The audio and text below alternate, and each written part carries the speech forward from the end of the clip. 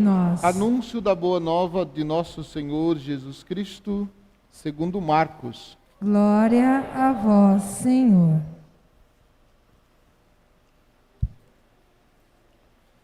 Naquele tempo, Jesus partiu com os discípulos para os povoados de Cesareia de Filipe. No caminho perguntou aos seus discípulos: quem dizem os homens que eu sou?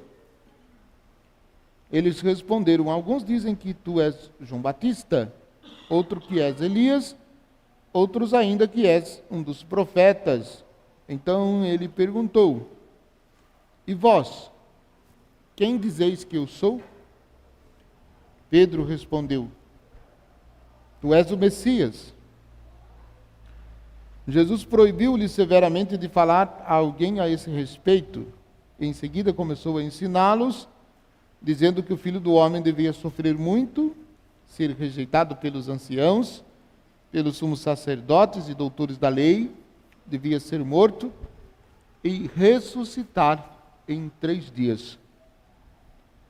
Ele dizia isso abertamente. Então Pedro tomou Jesus à parte e começou a repreendê-lo. Jesus voltou-se, olhou para os discípulos e repreendeu a Pedro, dizendo: vai para longe de mim, Satanás. Tu não pensas como Deus, e sim como os homens. Então chamou a multidão com os seus discípulos e disse: se alguém me quer seguir, renuncie-se a si mesmo, tome a sua cruz e me siga. Pois quem quiser salvar a sua vida, vai perdê-la. Mas quem perder a sua vida por causa de mim e do Evangelho, vai salvá-la. Palavra da salvação. Glória a vós, Senhor. Que as palavras do Santo Evangelho perdoem os nossos pecados. Que assim seja. Podem sentar-se um pouquinho.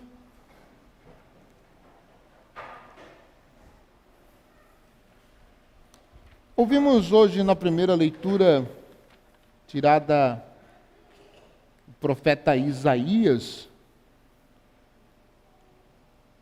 um texto que nós conhecemos como poema do servo sofredor. E as características do servo sofredor descritas aqui neste texto, sem muito esforço, a gente vai perceber essas características em Jesus. Profecia daquilo que vai acontecer com Jesus no mistério da cruz. Quando o Senhor vai se entregar livremente. O texto diz: oferecias as costas para me baterem, as faces para me arrancarem a barba. Não desviei o rosto de bofetões e gusparadas. E desta maneira que é descrito, então, o servo sofredor. O servo do Senhor, o ungido do Senhor, também dita em outras passagens. E aí, a segunda leitura, a carta de Tiago. Tiago tem, perdoe-me dizer assim, uma língua afiada. E o texto, normalmente proposto para a gente meditar, vai cortando, entra rasgando com o perdão da palavra. Porque a palavra de Deus, ela propõe sempre, e deve ser assim sempre, um confronto com a nossa vida. Porque nos faz identificar até que ponto nós estamos vivendo conforme o que Deus nos pede.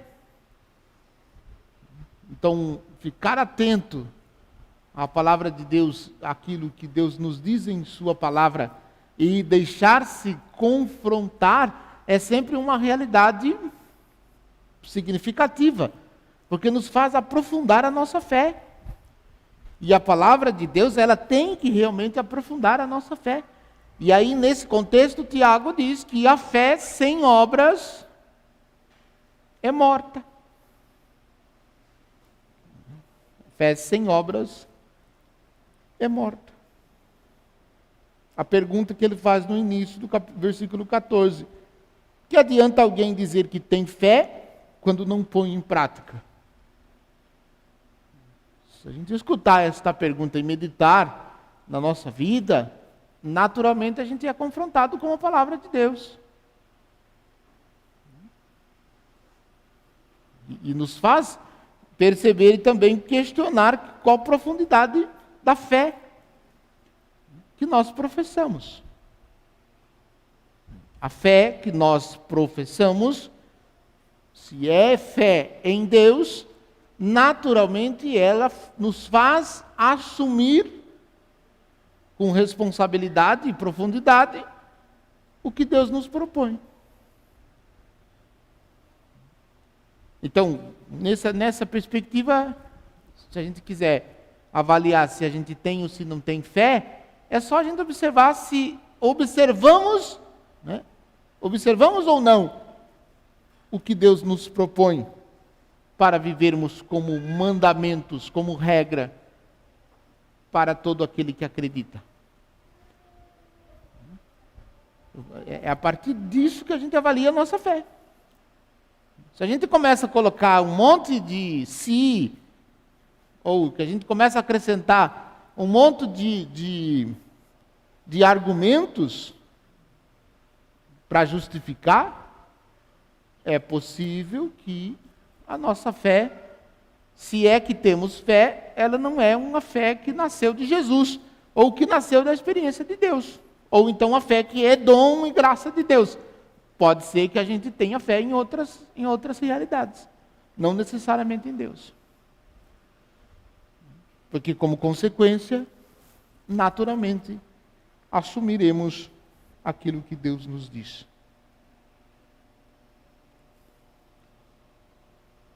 No Evangelho, Jesus está indo para Jerusalém. E aqui tem um dado, uma realidade que a gente precisa prestar muita atenção, que nós estamos vivendo hoje, nos tempos que nós vivemos, uma tentação de negar o mistério da cruz, que é uma realidade totalmente desconcertante, negar o mistério da cruz, ou então esvaziar o mistério da cruz. E isso é uma coisa que vem crescendo, que vem se desenvolvendo na mentalidade de algumas pessoas. E nós, cristãos, precisamos tomar cuidado, porque isso também nos atinge. Isso também nos atinge. O mistério da cruz de Jesus, ele é um mistério redentor, que nos redimiu. Jesus, nosso Senhor, nos redimiu pela cruz. Não tem como, não existe como a gente pensar no mistério da paixão e ultrapassar o mistério da paixão, vivendo a ressurreição, se nós não experimentamos ou se não passamos pela experiência da cruz. E aí, quando Jesus pergunta para os seus discípulos, quem dizem os homens, quem dizem os outros que ele era, Jesus não só reestabelece e mostra novamente para os discípulos a sua identidade, e na sua identidade a sua missão, como ele também, no final, vai dizer que aquele que não toma a sua cruz e não segue com ele, não pode, não é digno dele, não pode ser chamado de discípulo dele. E aí, nessa manifestação da paixão que o Senhor faz, ao perguntar para os seus discípulos quem é ele, ou como as pessoas estão acreditando nele, e é impressionante porque quando ele pergunta, Pedro responde.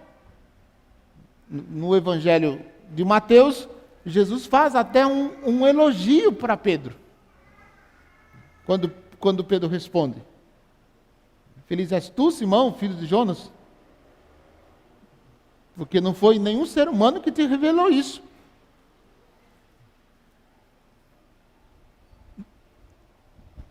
Depois, na sequência, Jesus faz o anúncio da paixão, e aí Pedro se manifesta.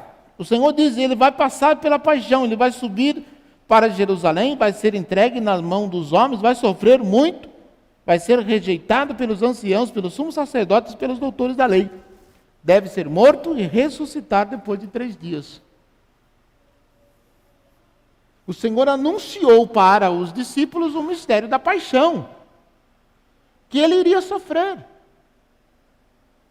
E quando o Senhor anunciou, Pedro, que tinha anteriormente feito uma belíssima profissão de fé, repreende Jesus e diz: não, Senhor, que isso nunca te aconteça. Então Pedro tomou Jesus à parte e começou a repreendê-lo. Se você olhar lá no capítulo 16 de Mateus, você vai perceber que Pedro vai dizer: não, Senhor, que isso nunca te aconteça, que Deus te livre disso, que isso nunca te aconteça. É aqui nessa frase de Pedro que aparece o que eu dizia, a tentativa de negar ou de esvaziar o mistério da cruz. E quando o Senhor diz lá no final: se alguém me quer seguir, renuncie-se a si mesmo, tome a sua cruz e me siga. É aqui que nós precisamos compreender. Porque a cruz faz parte da nossa vida. Se nós nos dispusermos a servir Jesus, a seguir os passos dele, naturalmente nós passaremos pela cruz. E a cruz aqui pode ser uma imensidade de situações. De enfermidades, de morte, de situações que a gente enfrenta que a gente não tem como evitar. Ou até mesmo aquela realidade, quando algumas pessoas veem outras pessoas sofrendo, se faz imediatamente a pergunta: por que fulano está sofrendo? Eu daria a minha vida para que o sofrimento daquela pessoa fosse aliviado. A gente escuta às vezes algumas pessoas dizendo assim. Aí eu fico pensando: será que a pessoa teria coragem de se colocar na cruz para que o sofrimento daquela pessoa fosse aliviado? Como aquela pergunta que eu fiz tempos atrás para as esposas: se os maridos teriam coragem de morrer por vocês na cruz. Lembram que eu perguntei? Tem marido bravo comigo até hoje por causa disso. Não sei por quê, acho que talvez ele, né? Mas, nesse contexto, devolvo a pergunta para as esposas: teriam coragem de morrer pelos seus maridos na cruz? Olha só como que as esposas são mais discretas. Elas não ameaçaram nenhum tipo de reação. Estão imóveis, paradinhas, quietinhas aqui na igreja. Né? Mas é importante a gente observar isso, né, nas cruzes, muitas vezes que nos traz sofrimento. Como que a gente enfrenta? Como que a gente assume? Como que a gente reage? Assumir a cruz e seguir os passos de Jesus, seguir atrás de Jesus, seguir no ritmo de Jesus, é desafiante. A cruz, a realidade da cruz, conforme nosso Senhor nos apresenta, não é uma realidade tranquila. Não é. A gente abraça a cruz para seguir os passos de Jesus. Muitas vezes a gente abraça, desculpem a expressão, a gente abraça urrando, porque a gente não quer. A gente quer deixar a cruz, sofrimento, não, a gente não quer passar por isso. Todos nós somos assim. Ou não? Ou só o padre que é assim?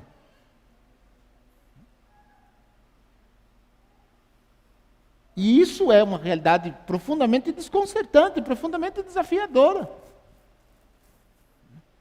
Você olhar esse texto no Evangelho de Mateus e de Lucas, existe uma condição. Jesus diz, se quiser me seguir, é uma condição, se quiser. Você pode fazer, e podemos fazer essa opção, se quisermos. Se quiser me seguir, tome a sua cruz, renuncie-se a si mesmo e me siga. São 3 realidades que desafiam-nos e que nós precisamos aceitar com o espírito de conversão, aderindo ao projeto de Jesus, aderindo à totalidade do seu projeto. Porque não dá para ser discípulo de Jesus e aceitar só algumas coisas. Não dá para ser discípulo de Jesus e aceitar só aquilo que não exige de mim. Só aquilo que me possibilita ter uma vida tranquila. Porque o próprio fato de sermos discípulos de Jesus será uma realidade desconcertante. Porque ser discípulo de Jesus nos faz caminhar no caminho contrário do mundo. E aí a gente tem a opção de ser discípulo de Jesus e assumir a cruz e seguir os passos dele. Para não fazermos o que Paulo diz em uma das suas cartas e não tornarmos inimigos da cruz de Cristo. E aí, nesse ser inimigos da cruz de Cristo, a gente vai discretamente negando, rejeitando o mistério da cruz. Esvaziando totalmente o mistério da cruz. Como se fosse possível a gente experimentar todas as graças de Jesus aqui neste mundo sem cruz. Ou então, dito de outra forma, como se fosse possível a gente experimentar os milagres de Jesus, mas não a cruz. Queremos sim tudo o que Jesus tem para nos oferecer. Mas a cruz, o mistério da cruz, entregar-se por amor a Jesus e, se preciso for, entregar-se também na cruz, não, isso não. Isso é muito difícil. Então a gente vai com isso também negando, né, discretamente, não negando, porque a gente não nega diretamente Jesus e o mistério da cruz. A gente nega indiretamente, nas pequenas atitudes e nas pequenas realidades. Que a gente vai percebendo, conforme diz Tiago, que a nossa fé é uma fé não fundamentada em Jesus. A nossa fé é uma fé fundamentada em outras realidades, mas não fundamentada na realidade de Jesus. Então, que a gente se coloque diante de Deus com o coração aberto, né, e não tenhamos medo de assumir com amor e com generosidade a nossa cruz. E se porventura na vida enfrentarmos algumas dificuldades ou algumas enfermidades que exija de nós um sofrimento e que exija de nós uma renúncia grande, que a gente não tenha medo de assumir com alegria. Com alegria. Porque nessas horas a gente tem 2 opções. E eu vou repetir o que eu já disse em outras ocasiões e que talvez você já até saiba o que o padre vai dizer. A gente tem 2 opções. Ou a gente assume reclamando, resmungando, brigando com Deus, brigando com todo mundo, esbravejando, ou aceita que dói menos. Ou aceita que dói menos. Nós só temos 2 opções. Reclamar, resmungar, de tudo brigar com Deus e brigar com todo mundo, ou aceitar, com amor, com paciência, com perseverança, o mistério do sofrimento e o mistério da cruz. E assim a gente vai, cada vez mais, nos identificando com Jesus e tornando-nos um só com Jesus. Também no mistério da cruz, seguindo os passos dele, para onde quer que ele vá. Quem quer ser meu discípulo, renuncie-se a si mesmo, tome a sua cruz e siga-me. Esta é a recomendação do Senhor. Não tem desconto, não tem jeitinho brasileiro, não tem mais ou menos. Ou a gente faz isso, ou não somos discípulos dele. E isso é desafiante. Isso é desconcertante. Isso nos provoca. Isso nos provoca. No fundo, a gente reza para que o padre nunca toque nesses assuntos, para que a gente não tenha que ficar pensando isso durante a semana e confrontar a nossa vida. Mas não tem jeito. Não posso fazer diferente, não posso dizer para você que não vai ter cruz e que não vai ser do jeito que Jesus falou. Ele disse, e se ele disse, nós temos que dar os nossos pulos e colocar isso em prática e permitir que isso mude o nosso coração e a nossa vida e nos faça discípulos de Jesus, somente para poder dizer quem é Jesus. Quem é Jesus? Esta pergunta ecoa em nosso coração ainda nos dias de hoje. Sejamos perseverantes para poder respondê-la com generosidade. Louvado seja nosso Senhor Jesus Cristo. Sempre seja louvado. Creio em Deus